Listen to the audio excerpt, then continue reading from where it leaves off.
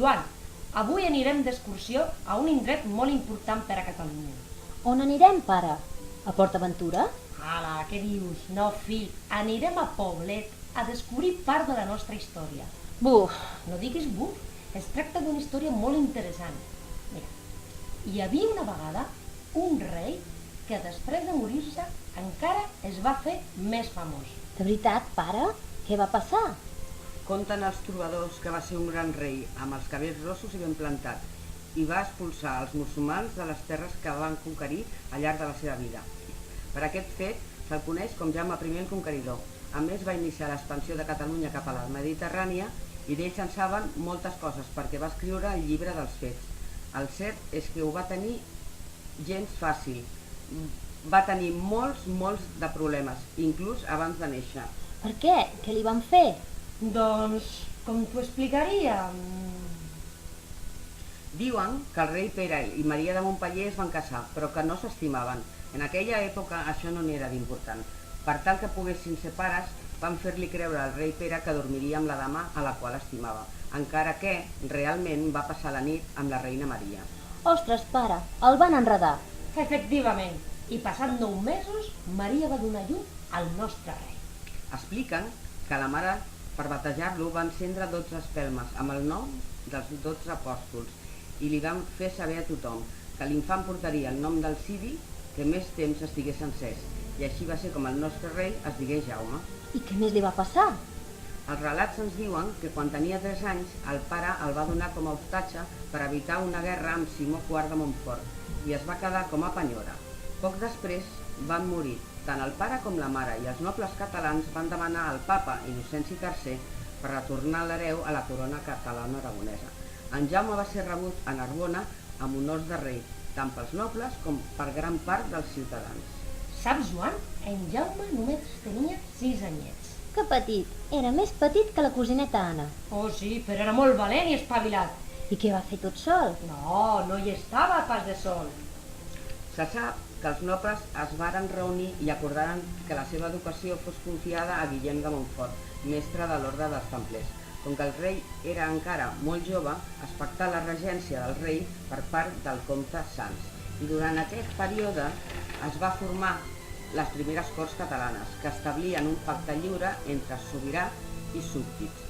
Va fer-se un petit home en companyia del seu cosí Ramon Berenguer de Provença, amb el que jugava i tenia llargues converses, mentre els dos cosins creien al castell de Montsó. Els templers s'encarregaven de proporcionar al rei una educació recta i austera, amb temàtiques que anaven des de la cultura de l'època a l'art de batallar i la religió. De mica en mica en Jaume se n'anava fent gran. Quants anys tenia aleshores? Doncs uns 20 anys, però aquí no s'acaba tot. Explica la història que al marxar el seu cosí de Montsó, en Jaume va ser tret del castell per un grup de nobles fidels i el van dirigir cap a Osca i Saragossa. Certament se'l van obligar a ser home abans d'hora. Per començar, li van sortir enemics de totes bandes, fins i tot dintre dels seus regnes, però no n'era molt de valent i feia raonar totes les qüestions entre els seus nobles i la monarquia. Eren temps en què hi comptaven molt les aliances per poder, i això aconseguia amb pactes de casament. Què vols dir, pare? Tal com era costum, l'amor no hi comptava, el regne era el primer. Els diferents relats ens diuen que Jaume es va casar moltes vegades i que hi havia molts fills. Les dones més significatives van ser la primera, Elionor, filla d'Alfons VIII de Castella, i el seu casament va ser anul·lat a petició del rei per raons de parentiu i quan ja tenia un fill, Alfons, mort a l'any 1260. La segona, Violant, filla d'Andreu II d'Hongria. En total va tenir 4 fills i 5 filles. Entre ells hi havia en Pere i en Jaume. La reina Elionor volia, tant sí com no, fer reis als seus fills i deixar de banda a l'hereu Alfons. Era una dona forta de caràcter i amb una idea fixa, deixar a tots els seus fills ben col·locats. Això volia dir aconseguir bons casaments per a ells, incloses les filles. La resta de mullers no va tenir tanta importància. Saps una altra cosa? Què? Expliquen les males llengües que a més de moltes mullers, també va tenir molts amants i molts fills, fora del matrimoni. És a dir, que va ser un home molt fogós. No només conqueria terres, sinó que també conqueria les dones. I quines terres va conquerir? Explica la història que va ser un rei que tenia generositat, cortesia i la fidelitat de la paraula donada, cosa que va fer que fos reconegut i respectat a tot arreu. Això era conseqüència de la seva educació amb els templers. Tenia una forta creença cristiana i sempre estava al servei de la cristiandat i, per tant, a la lluita contra l'islam. Això el va portar a conquerir els regnes de Mallorca i València i a extendre el regnat per la Mediterrània. Després va repoblar les terres conquerides amb els súbdits que el van ajudar i fins i tot va donar terres als conversos. Es va convertir en un jove que sabia el que volia i com aconseguir-ho. Uau, quantes coses van passar! Van haver-hi molts morts, pare? Certament, Joan, va morir molta de gent, però va ser una gran victòria. Què va passar amb les terres i els pobles? Els manuscrits expliquen que van ser repoblats majoritàriament per catalans i els senyors que van col·laborar en la conquesta. Com no tenia masses diners, el rei els hi va pagar donant-los terres en propietat. Però no t'ho perdis.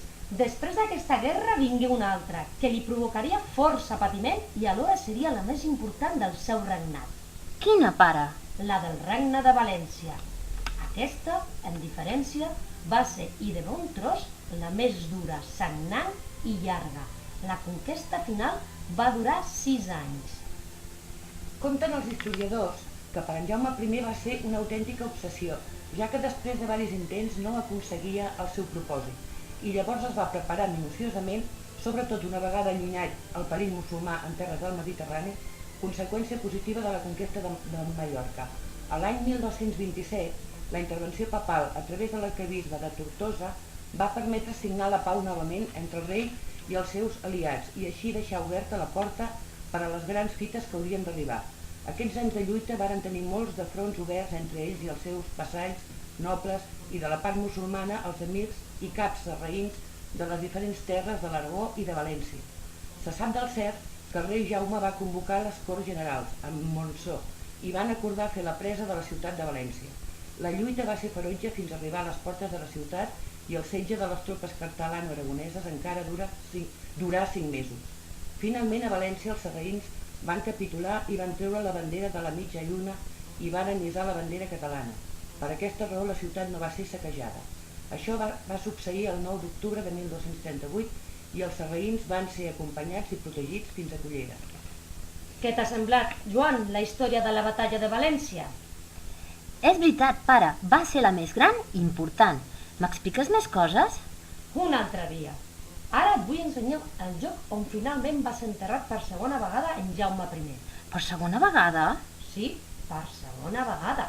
Què vols dir, pare? És que al nostre rei li varen passar moltes coses, fins i tot després de la seva mort. Però aquesta serà una altra història.